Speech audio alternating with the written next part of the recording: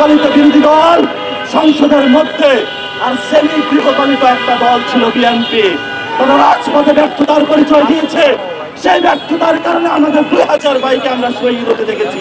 বিএনপির আজকে মহাসচিব যে বক্তব্য দিয়েছেন, জামাত যে নিষ্ঠুর ভূমিকা পালন করছে, অন্যান্য অপরাপর যে দলগুলো নিষ্ঠুর ভূমিকা পালন করছে, বাংলাদেশের ইতিহাসে এই কম্প্রোমাইজিং পলিটিক্সটা ইতিহাসের স্বর্ণাক্ষরে লেখা থাকবে।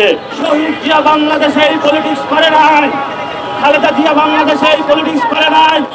যদি আপনাদের পলিটিক্স ভারতমুখী হয়ে থাকে তাহলে আপনারা আমাদেরকে জানান, আমরা তাহলে আপনাদের ব্যাপারে নতুন করে সিদ্ধান্ত নেব। আমরা এখনো বিশ্বাস করি বাংলাদেশের শহীদ জিয়ার সৈনিকেরা, খালেদা জিয়ার সৈনিকেরা যারা রয়েছেন, তারা আপনারা গৃহবারে প্রত্যাখ্যান করবেন মির্জা ফখরুলের বিকৃতি।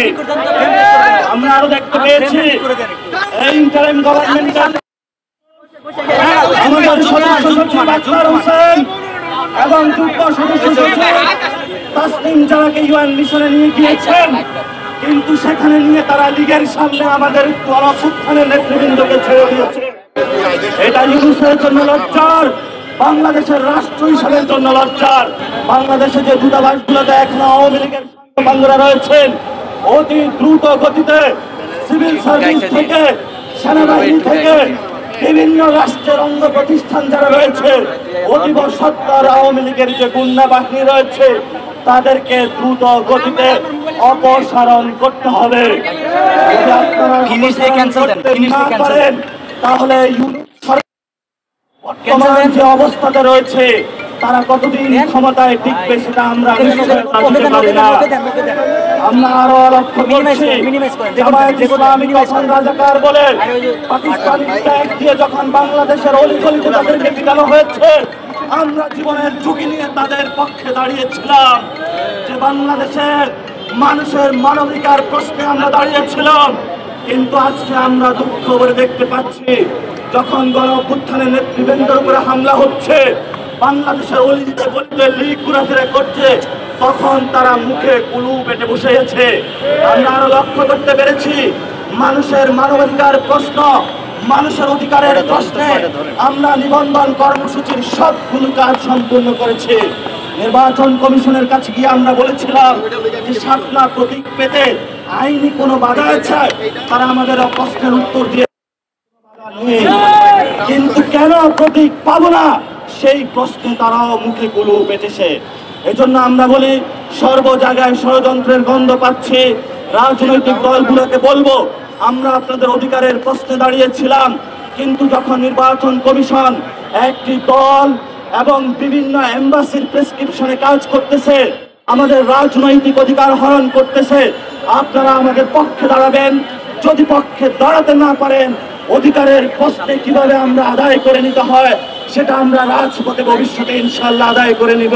তবে বাংলাদেশের মানুষের সম্মুখে বিএনপির আজকে মহাসচিব যে বক্তব্য দিয়েছেন, জামাত যে নিষ্ঠুর ভূমিকা পালন করছে, অন্যান্য অপরাপর যে দলগুলো নিষ্ঠুর ভূমিকা পালন করছে, বাংলাদেশের ইতিহাসে এই কম্প্রোমাইজিং পলিটিক্সটা ইতিহাসের স্বর্ণাক্ষরে লেখা থাকবে। এবং আমরা আরো দেখতে পাচ্ছি আমাদের গণঅভ্যুত্থানে যারা আর্মির সৈনিক ভাইরা আমাদের কাঁধে কাঁধ মিলিয়ে আমাদের সাথে যুদ্ধ করেছিলেন, আমাদেরকে সন্তানদেরকে রক্ষা করেছিলেন, কিন্তু তাদের মধ্যে যেই সকল কর্মকর্তা শেখ হাসিনার অধীনে কাজ করে আমাদের অসংখ্য ভাইকে খুন করেছে, সেনাবাহিনী প্রধান তাদেরকে খুন এবং খুনের মামলা থেকে বের করার জন্য প্রতিনিয়ত এম্বাসি থেকে প্রত্যেকটা জায়গায় ধর্ণা দিতে চাচ্ছে। আমরা সেনাবাহিনীর সিনিয়র সেই কম্প্রোমাইজিং যারা রয়েছেন তাদেরকে হুঁশিয়ার করে দিতে চাই, সৈনিক ভাইরা, যদি আপনাদের ভবিষ্যতে এই ধরনের কোনো নির্দেশনা আসে, আপনারা গণঅভ্যুত্থানে যেভাবে নির্দেশনা অমান্য করেছিলেন, অবৈধ নির্দেশনা, ভবিষ্যতে জনগণের আপনারা পক্ষে থাকবেন। আপনাদের রুটি রুজির প্রশ্নে, আপনাদের অধিকারের প্রশ্নে ইনশাল্লাহ আপনাদের সাথে অতীতেও আমরা ছিলাম, ভবিষ্যতেও ছিলাম, কিন্তু যারা খুন করেছে আইসিটি ট্রাইব্যুনাল থেকে একটা লোক নিস্তার পাবো না। প্রত্যেকের আমরা বিচার নিশ্চিত করে বাংলার মাটিতে ছাড়বো ইনশাআল্লাহ।